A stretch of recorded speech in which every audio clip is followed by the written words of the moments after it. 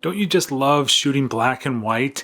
It's so nice to break away from color for a while and just switch over to high contrast black and white just for a little while. In this video, I'm shooting with Kodak Tri-X 400, a beautiful black and white film simulation recipe from Fuji-X Weekly.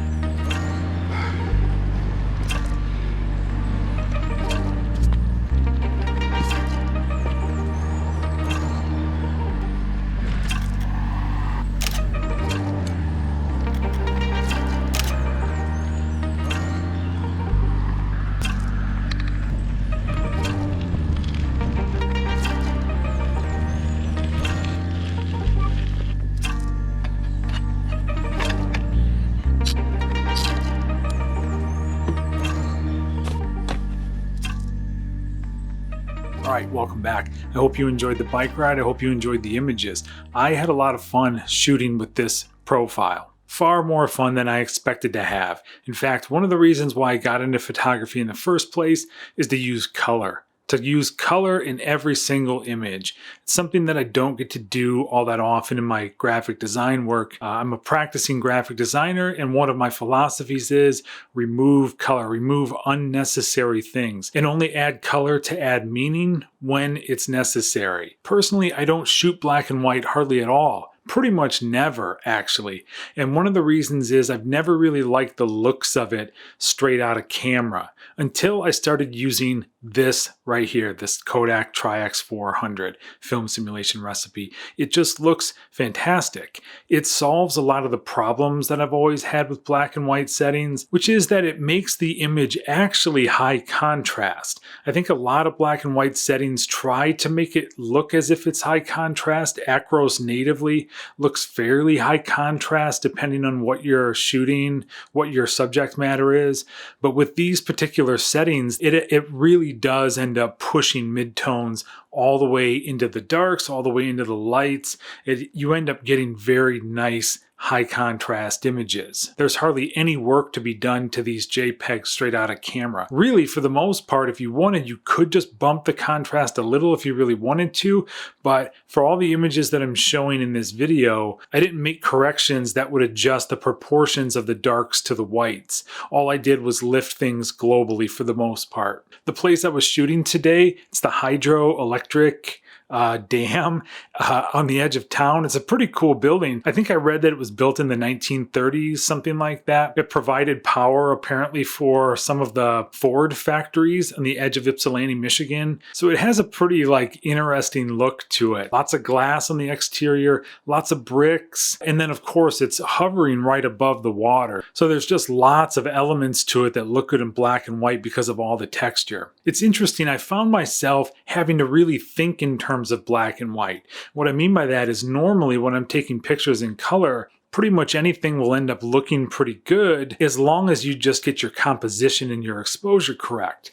However, when you're shooting black and white, and this is probably no news to people who have been shooting black and white for a long time, but it's kind of new to me because I'm not that experienced with it. When you're looking at midtones, you really have to be careful about the separation of those values. Really, you can't just point the camera at some flowers or foliage, things like that, because the flowers, the color of the flowers could end up looking identical to the colors of the leaves right next to it. So that was something that I had to sort of adjust to, that I couldn't just walk up to certain things and photograph them like I normally would if I was shooting in color. It was a pretty good exercise. It really got me thinking more critically about my photography in a different way. And in some ways, it linked it back to what I do normally as a graphic designer, which is looking at form. So for me, shooting with this profile kind of brings me full circle. And because of that, I think I'm going to leave it installed on my camera. In fact, I think I'm going to put it on the X-T4 also, both of my cameras. So both my cameras have the same setting available. So I went out shooting with this 3 different times. The first time was to go to that hydroelectric facility. The second time I ended up going out at night, kind of being out at dusk and then waiting for the sun to set and for the lights to come on. I wanted to test it out at night. It looks really good at night. It was a lot of fun for me to go out shooting. I never really shoot photography at night for the most part. But with this, it's so sensitive to bursts of light, to little cones of light from street lamps. The texture of light falling onto foliage, the texture of light coming out of windows, things like that. This film simulation looks fantastic in those kinds of conditions. It just picks up those things wonderfully, which opens up a whole other area of subject matter that you might be interested in shooting at night that you normally wouldn't go out and photograph in color, just because you end up with such interesting textures. And then the third time I went out shooting with this, I went and shot a couple of animals at this local farm kind of place on the edge of town called Domino's Farms. It's actually where the Domino's Pizza Company has its world headquarters. It's pretty well known in the area for having interesting animals on the property, so I like to go there once in a while, take pictures of the buffalo or the bison, I guess they're called, and these really unusual horses that just have some really interesting texture to them. And then the last photo that I took with this is just this epic picture of this guy standing on this hill. When I was leaving Domino's Farms, driving away from it, this jogger runs past me and jogs up this hill. Kind of sprints up the hill, gets up the hill real quick, and then just stands there on top of the hill looking out. So I stop my car and I take a picture of it. It just looked amazing with the texture in the sky and especially all those lines in the ground pointing up towards the guy. It's quite an epic photo with this wide-angle lens in this black and white film simulation. I've been testing lots and lots of these film simulation recipes and making lots of recordings, going out on bike rides, capturing lots of film, taking lots of pictures. Too much for me to edit, unfortunately. I have a backlog of about 7 videos that I've recorded but haven't edited. I'm very slow in Adobe Premiere, unfortunately. I'm still getting used to it. So coming up, I have one on Ektar 100, which looks amazing. It just looks terrific. Fujicolor Superia 800, that's a film stock I've never even heard of before, not familiar with that one at all. I tried it out for about a week and ended up getting some pretty nice images with it. One called Kodak Vision 3 250D, which apparently was a cinema film stock. That just looks fantastic. In fact, it looks so good, I'd almost say that it looks about as good as the Portra 400. And then one called Porto 200, which is an invention of Richie Roche's. It looks really good too. It's pretty interesting. It's very warm, very rich looking. And one along those same lines called Nature Neon, which is very full saturated, very deep hues of reds and magentas, things like that. One called Black and White Infrared, which is like an approximation of what you could do with infrared photography. It's not true infrared photography. It's just sort of like a simulation of it. Looks pretty good. I've taken a number of images with it just for fun, just to test it out, and it looks pretty cool.